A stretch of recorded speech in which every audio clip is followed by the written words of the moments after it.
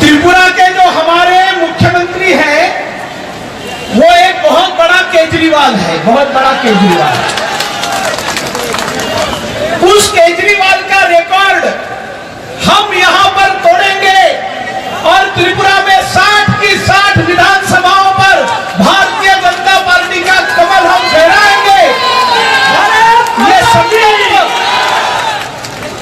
ये संकल्प आज हम सब लोग यहां से लेकर जाएंगे। मैं अंतःकरण से आज इस कार्यक्रम में भारतीय जनता पार्टी में जो 6 विधायक आए हैं उनका स्वागत करता हूं।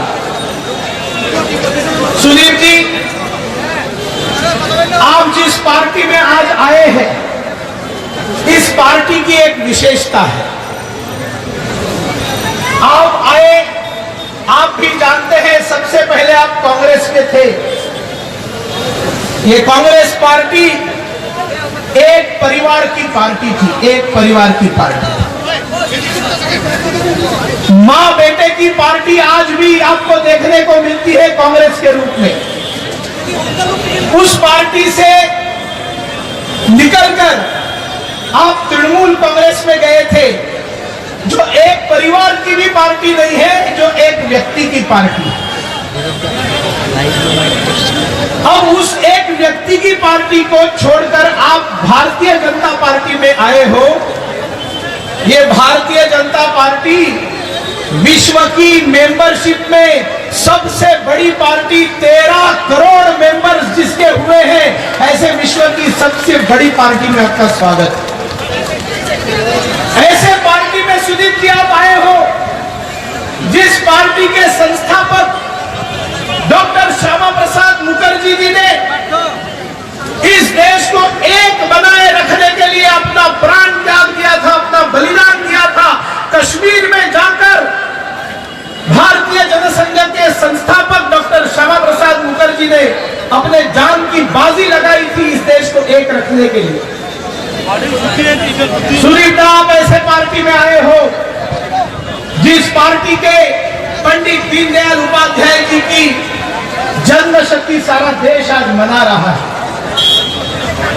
अपने राजनीतिक मूल्यों के लिए एक विशिष्ट विचारधारा को लेकर चलने वाले जनसंघ को, जिन्होंने एक पॉलिटिकल आइडियोलॉजी शब्दबद्ध की एकात्म मानव दर्शन के नाम से, जो एकमात्र विचारधारा जिसका जन्म भारत में जन्म हुआ, वो एकात्म मानव दर्शन जिसके आधार पर भारतीय जनता पार्टी काम करती है, उस एकात्म मानव दर्शन के उद्गाता, निर्माता पंडित दीनदयाल उपाध्याय जी ने भी राजनैतिक मूल्यों को प्रतिष्ठापित करने के लिए बलिदान दिया है। मेरे भाई और बहनों, मुगल सराय, जिसका जल्द ही नाम दीनदयाल उपाध्याय जंक्शन होगा, रेलवे स्टेशन, उसी रेलवे स्टेशन के यार्ड के अंदर कुछ गुंडों ने पंडित जी दीनदयाल उपाध्याय जी की हत्या की।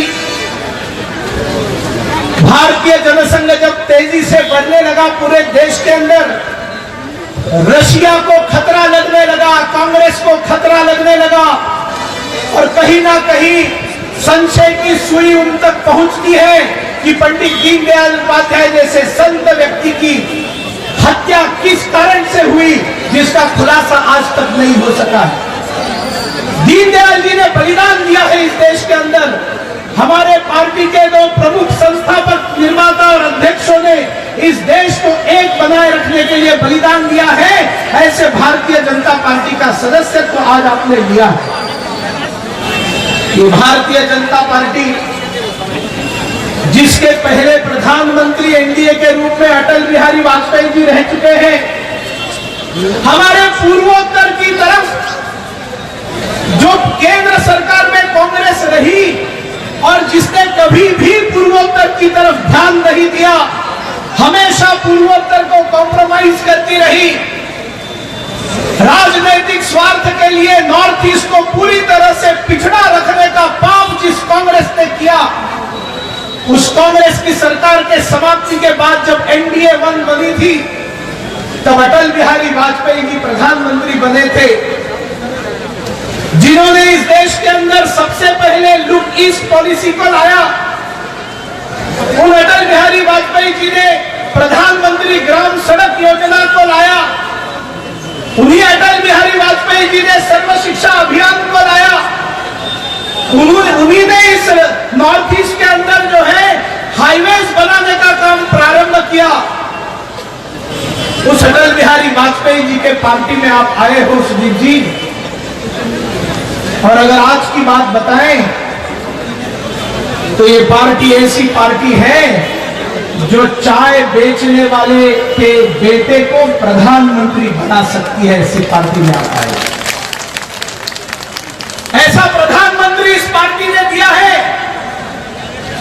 कि जो संसद भवन के अंदर जाने से पहले विनम्रता से घुटनों पर अपने बैठकर सीढ़ियों को सर लगाकर माथा टेककर गणतंत्र के मंदिर को प्रणाम करके मत्था टेककर अंदर जाता है और अपने भाषण में बताता है कि हमारी सरकार गरीबों के लिए समर्पित सरकार है। जो भी कदम हमारी सरकार उठाएगी वो केवल और केवल गरीबों को केंद्र स्थान में रखकर उनके हित के कल्याण के लिए हम ये सरकार को चलाएंगे। ये बोलने वाले प्रधानमंत्री नरेंद्र मोदी जी की ये पार्टी, जिन्होंने बचपन में गरीबी क्या है देखा है, ऐसे प्रधानमंत्री और ऐसे व्यक्ति जो उत्तर प्रदेश के कानपुर देहात में रहने वाला दलित युवा, जिसके गरीब घर के अंदर छत के ऊपर 340 से ज्यादा छेद थे, सब छेदों से बरसात में पानी टपकता था। ऐसे व्यक्ति पार्टी में आते हैं, अलग अलग दायित्व लेते हैं, उसको ईमानदारी से निभाते निभाते बड़े हो जाते हैं और देश के राष्ट्रपति बनते हैं। एक गरीब दलित को राष्ट्रपति तक पहुंचाने वालों की पार्टी है भारतीय जनता पार्टी। मेरे भाई और बहनों, हम सब लोग त्रिपुरावासी एक पापी सरकार का यहां पर 24 साल से सामना कर रहे हैं। इस राज्य का मुख्यमंत्री, जिसके बारे में दुनिया भर में बड़ी चर्चा चलती है कि दादा अनेक भालो मानुष, दादा अनेक ईमानदार मानुष, माणिक बाबू पैदल चलते हैं, माणिक बाबू बहुत गरीब हैं और भाषण भी देते हैं।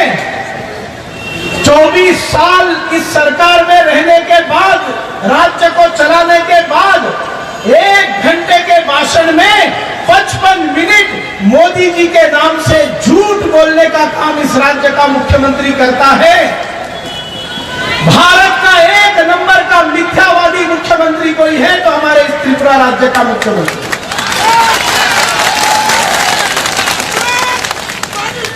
एक सीधा सवाल है, आप अगर यहां पर 24 साल से सरकार में हो, आप स्वयं अगर 19 वर्ष से मुख्यमंत्री हो, तो 1 घंटे के भाषण में आपने 55 मिनट ये बताना चाहिए कि इस राज्य के लिए मैंने क्या क्या किया। बोलते हैं ना, हमारे राज्य का स्वर्णयुग चल रहा है, स्वर्णयुग।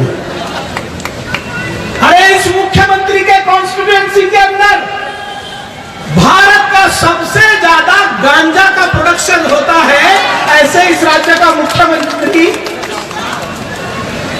ये इनका स्वर्णयुग है। और ये ऐसा सोच रहे थे कि बीजेपी तो उभर रही है, लेकिन हमें कोई हरा नहीं सकता इस राज्य में जब तक विरोधी पार्टियों के वोटों का बंटवारा हो रहा है, तब तक हम लोग सुरक्षित हैं। और वो चाहते थे कि तृणमूल कांग्रेस जिंदा रहे। तृणमूल कांग्रेस के जो विधायक हैं उनको अलग रहने में इस राज्य के सीपीएम का हित था। आज हमको जितना आनंद हुआ है उसके कई ज्यादा मातम मेलार माठ के अंदर छाया हुआ है, क्योंकि ये 2018 का चुनाव अपने बल पर जीतने के ख्वाब देखना कब का छोड़ दिया था। ये सोचते थे वोट डिवाइड होंगे और हम चुनकर आ जाएंगे। आज सुदीप दा आप सब लोग इधर आ गए। अब ये स्पष्ट हो गया 2018 का चुनाव 1 to 1 चुनाव होगा, जिसमें सीपीएम धूल चाटेगी, धूल चाटेगी। यहां पर पहले से भारतीय जनता पार्टी के कई कार्यकर्ता बैठकर सुदीप दा आपका इंतजार कर रहे थे और मैंने देखा पीछे से बहुत बड़ा जनसैलाब आ रहा, आपके नेतृत्व में आ रहा। और वो जो जनसैलाब मैंने देखा, उसको देखकर मेरे ध्यान में आता है कि यहां पर बैठी हुई शक्ति दुगनी हो गई। आपके साथ आए हुए सारे कार्यकर्ताओं को मैं बताना चाहता हूं, आप भारतीय जनता पार्टी के आप सदस्य हो गए हैं सभी। हमारे पार्टी में नया पुराना वाली कोई बात नहीं है, कोई नया नहीं, कोई पुराना नहीं। यहां पर बैठे हुए हैं राम प्रसाद पाल जी, यहां पर बैठे हैं जिष्णुदेव वर्मा जी, यहां पर ऐसे अनेक लोग बैठे हैं जो 1980 से भारतीय जनता पार्टी का काम कर रहे हैं। अब आज आए हैं, हमारी पार्टी की नजर में सब समान है, कोई पुराना नहीं है, कोई नया नहीं है। जो आया वो बीजेपी का हो गया। ये उस गंगा की तरह है सुदीप दा, ये उस गंगा की तरह है कि कलकत्ता में आप उस पानी को अलग निकालकर ये नहीं बोल सकते कि ये प्रयाग में ऐड हो गया, ये बिहार में ऐड हो गया, ये गंगोत्री में ऐड हो गया। ये गंगोत्री से लेकर गंगा सागर तक ये भारतीय जनता पार्टी है, हमारे लिए सब समान। जिस तरह से आप लोग सब समान है, उस तरह से आपके साथ आए हुए सारे कार्यकर्ता हमारे लिए समान। हमारे यहां नेता और कार्यकर्ता इसमें कोई खाई नहीं है सुदीप दा। आप सबका उतना ही महत्व है जितना इन मंच पर बैठे हुए नेताओं का महत्व है। मैं हमेशा बताता हूं कि सामने वाले बैठे हुए लोग अगर नहीं रहेंगे तो इस मंच का कोई महत्व ही नहीं बचेगा। ये मंच तब सजता है जब सामने कार्यकर्ता बड़ी संख्या में बैठे हुए रहते हैं। इस मंच में जान तब आती है जब सामने हजारों लाखों के संख्या में अनुयायी खड़े रहते हैं। भारतीय जनता पार्टी के कार्यकर्ता वो शोले फिल्म के असरानी जैसे नहीं है कि हम अंग्रेजों के जमाने के जेलर हैं, आप आधे इधर चले जाओ, आधे उधर चले जाओ, बाकी मेरे पीछे आए। मेरे बाकी पीछे अगर कोई आएगा नहीं तो नेता कहां से होगा। इसलिए आपके साथ आए हुए हजारों साथियों का मैं स्वागत करता हूं। प्रदेश सभापति विप्लव देव जी के नेतृत्व में आप और आपके सारे साथी आज से भारतीय जनता पार्टी के अभिन्न घटक हो गए हैं। And now this is final destination. इसके बाद में और कोई रास्ता, कोई मंजिल नहीं, मंजिल एक ही है। 37 लाख त्रिपुरा वासियों के उत्थान के लिए, उनके उत्कर्ष के लिए, उनके आनंद के लिए, उनके मंगल के करने के लिए हम सब दिन रात मेहनत करेंगे।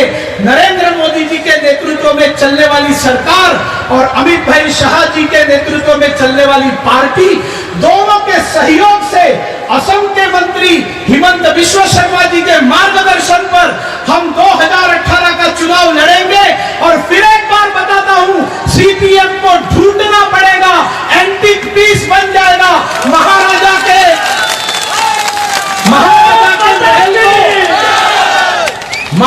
के महल को, महाराजा की स्मृतियां भुलाने का काम जिस सीपीएम ने किया, उस महल के अंदर म्यूजियम बना दिया। उस म्यूजियम के अंदर कम्युनिस्ट पार्टी ऑफ इंडिया कभी त्रिपुरा में रहा करती थी, उसके अवशेष और फोटोग्राफ बाकी रखेंगे। ये वादा मैं आप सबसे करता हूं और विदा लेता हूं। बोलिए भारत माता की, भारत माता की, वंदे वंदे। बहुत बहुत धन्यवाद।